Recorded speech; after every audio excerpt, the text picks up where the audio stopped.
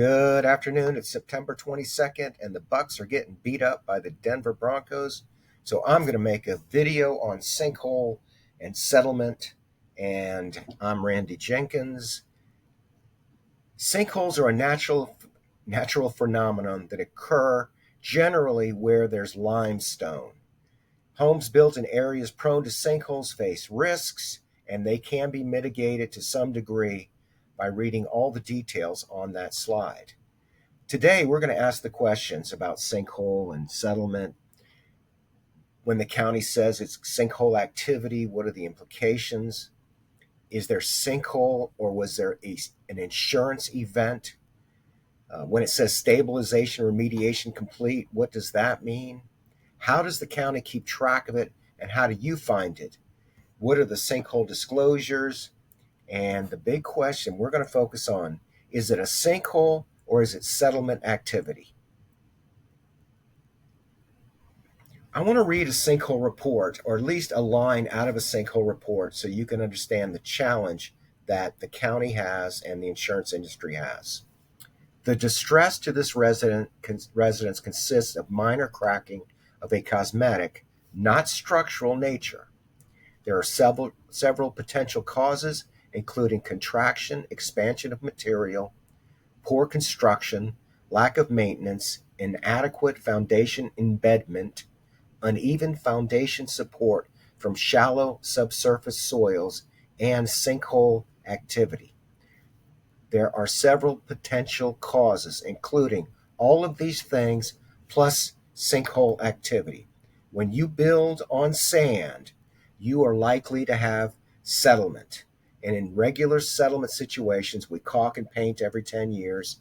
You see those cracks that emerge in the cinder blocks. You can't see me, but I'm making a cinder block sign. Settlement versus sinkhole. You know what? Let's go on the internet and let's look at some maps, and let's do some more discussion. This is a map of settlement and sinkhole activity in Florida, and this will go nationwide. I can zoom this out. I mean, you can look up in New York and see the settlement activity there. But because this is I'm a Florida-based realtor, and we're talking settlement in Florida. I just want to show you what it looks like when you really focus down in here to settlement and sinkhole reports.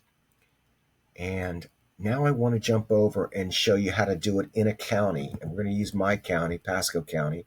This is pascopa.com. I know the Tri-County area very well. I've lived in Hillsborough County for over 10 years. I lived in Leon County. I lived in Palm Beach County. Right now I live in Pasco County, and I've lived here for 25 years.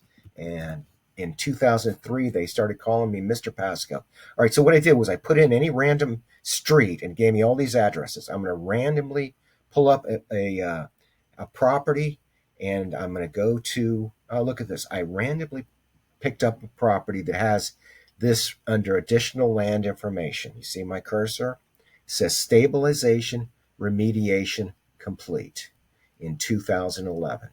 So what I'm going to do is I'm going to click on the map, and I'm going to find one that says unknown so that you can see the difference. Now, I randomly picked that property, and I'm going to zoom out enough to give us a lot of properties to look at. Up here, there's a layer list. Look at my cursor. And when you drop it down, you get all kinds of opportunities to expand the search. Under this parcels green, we have all of these that we can click on or not. We're going to click on subsidence sinkholes, and then we're going to go back up and remove the layer list. And what we're going to get is the opportunity to move around the map and see the different colors. Oh, no, we're in Hillsborough County. Let's get out of there. Let's go north and find a neighborhood that has a lot of them.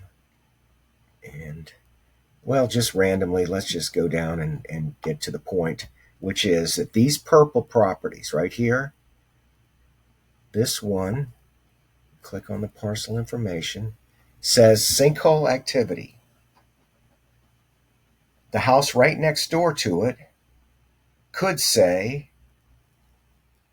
stabilization remediation completed. So when they don't know what it is, it's sinkhole activity. When they do know what it is, it's stabilization remediation complete. So let's jump back into the map, and I'm going to show you a neighborhood and an area that is notoriously interesting if you're studying this stuff, and that's because they have an underground aquifer. An aquifer is an underground river. It's what allows you to um, dig a well. So anywhere you can dig a well, it means that there is an opportunity for uh, water. I mean, I'm trying not to scare you because it's everywhere. I mean, the water is there's an underground aquifer in Florida, and that's how we get well water. This is a golf course called Beacon Woods, and you can actually go down into some of these ponds and swim 100 feet and come up in another pond. It's very dangerous. But if you get to a dive shop in this area or any area, just say, "Hey, can I see a copy of your sinkholes to go scuba diving?" And you'll see that there is a lot of them. So we're going to click back up here. All right. So this neighborhood had insurance, independent insurance agents went up and down this neighborhood and knocked on the doors and said, "I'm going to get you a check. We're going to get you money. All you have to do is file a sinkhole report and you will get your house all fixed up." And a lot of these were insurance events. So let's look at this one right here. This one was, look at that, none reported. It means I missed it on the map. That's not good. What you're going to see is a lot of these were reported in the early days of prior to, say, 2008 to 12. There was a dramatic change in the way that sinkhole claims were. Now, it used to be that if you had a settlement or a sinkhole event, you got your mortgage paid off, and they'd have a party and go, "Yay, I got the mortgage paid off."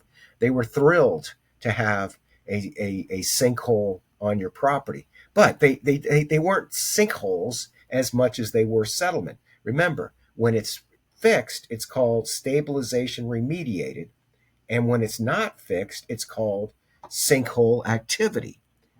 So this neighborhood right here is a great neighborhood. These are all $300,000 and $400,000 houses, and you can see that all these homes have been remediated. But what you don't understand is this is about 10 feet higher than the surrounding ground. This was probably all marsh or swamp, and they took the dirt and they put it up there. They didn't do a good job of compacting it. So all these homes had settlement. They went under there and they did remediation to make the foundations more secure. And all of these, look at this, 2010. That's when all this stuff went on. 2012, 2014. We had massive sinkhole fraud. And I'm not saying these were fraud, but there was sinkhole fraud. People got their insurance money and they didn't do the repairs. And now you can't get paid off if your home has settlement activity. Now you have to do the repair or not. So we've gone through the differences between sinkholes and settlement. There are laws regarding this. There's disclosures regarding this. Sinkholes occur all over the world. And if you've got a possible sinkhole issue, settlement, I should say settlement, because you don't know what it is. Sinkhole is a catastrophic event, and settlement is something that occurs over time. If you pull a permit for an investigation, your home will immediately be cast as a activity unknown. Just by pulling a permit, this property, if they pulled a permit, now if the permit is closed out and they found no activity, then obviously they're going to change it back to a clear. But if it has issues, and if you don't close out the permit, you get purple, and that's a severe diminished value for your property. The term sinkhole is used interchangeably for settlement. Well, when it's unknown, it's a sinkhole. When it's known and repaired, it's remediation, settlement, remediation, and the date. How is it that one home is right next to another home? One's a sinkhole and one's a not. Because neither one of them have a sinkhole where a catastrophic event occurs. And then finally, what is the implication? The value of my home. If the home next door to yours is a home that has had remediation, this guy here, he has to disclose, or girl, that this home next to him is a repaired, remediated settlement. And he has to report that this one here is a sinkhole activity, or I keep calling it settlement unknown. Over the years, they've changed the criteria, or not the criterion, but the wording. This is non-reported. It's a terrible example. Sinkhole activity is how they're reporting it now. In fact, let's. I'm so far into this. So I'm only 11 minutes into it. Let's go to the home page, and then you can go to this button here. It's on the drop-down menu. Let's go here. Here's a drop-down menu for. I know it's here. There it is. Okay. Well, a little more preparation. Okay, here are 9,331 homes that are categorized in Pasco County as stabilization remediation complete or sinkhole activity. And just for fun, I'm going to put up 1,000 of them in one. And I'm just going to run down and see if they call them anything else. So they're all now categorized in just these two. No, here's another one. Sinkhole activity without structural damage. So let's take a look at that and see what it says here. Sinkhole activity without structural damage. Well, if we go back to my report, we know that, or actually the report says, not a structural nature. Minor cracking. Now, if you go on and pull up this exact house, it says sinkhole activity. But it's not saying it's a sinkhole. Does anybody get why I'm talking like this? Can we understand? Can they make it more confusing? I mean, look, I got 25 years of buying and selling and dealing with sinkhole activity, where we actually had sinkhole activity. Everyone's heard about the guy in Sefner that died when his house was swallowed. We've had houses get swallowed, and if you follow the news, just Google search sinkhole or settlement, and you'll get articles all the time. You just can't build on sand and not expect to have settlement. And then when it's a collapse, a catastrophic event, that's when we get sudden collapse, typically caused by dissolution of soluble rock. Natural processes like groundwater erosion or human activity such as mining or drilling can trigger sinkhole characteristics. Sudden onset sinkholes can develop rapidly. Sudden cracks, tilting, shifting, depressions in the ground. Interestingly, there's a correlation between sinkholes and strawberries in the winter when it's freezing outside. And I'll leave you on that. You know, well, how is that even possible? But I'm Randy Jenkins. I make these videos to try to get your business as a realtor. Also a mortgage broker. If you need money, I'm working on a dynamite mortgage training. Nobody talks mortgages like realtors. Realtors know I'm going to get in trouble. But nobody knows how to talk to customers. And I do. So have a great day. Bye now.